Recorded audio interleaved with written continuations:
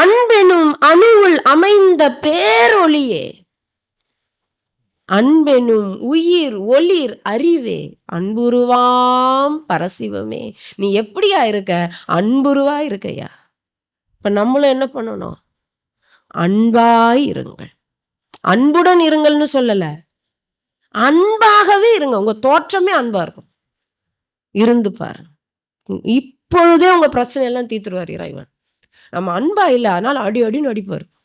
அன்பாரு அன்பாரு, அதுதான் சோதனை.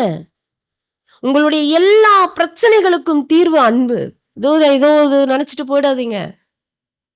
இயற்கை அன்பாக இருக்கிறது. நீங்க அந்த ஃப்ரீக்வன்சிக்கு ஒத்து போகணும். பஞ்சபூதங்கள் அனைத்தும் அன்புமயமாகத்தான் இருக்கிறது. நாம் அதை மீறும் பொழுது அதை அடிக்கிறது கூட அன்புதான். புயல் காத்த வந்து அடிக்கும். என்ன தெரியுமா? தாயின் கருணை. அது அடி அடின்னு அடிப்பா நம்ம தப்பு பண்ணா. அது அன்பு இல்லையா? அறத்திற்கும் அன்பு சார்பு என்ப அது போன்று மரத்திற்கும் அகுதே துணைன்னா. வீரமும் கோபமும் போட்டு அடிக்கிறாங்க பாருங்க, அது கூட அன்புதான். அம்மா தப்பு பண்ண போடுன்னு போறாள், அது அன்பு இல்லையா? அன்புதான். அதனால பஞ்சபூதங்கள் அன்புமயமாகத்தான் இருக்கிறது. நீங்கள் அன்பானால் எல்லாம் உங்கள் வசமாகும், எல்லா பிரச்சனையும் தீரும்.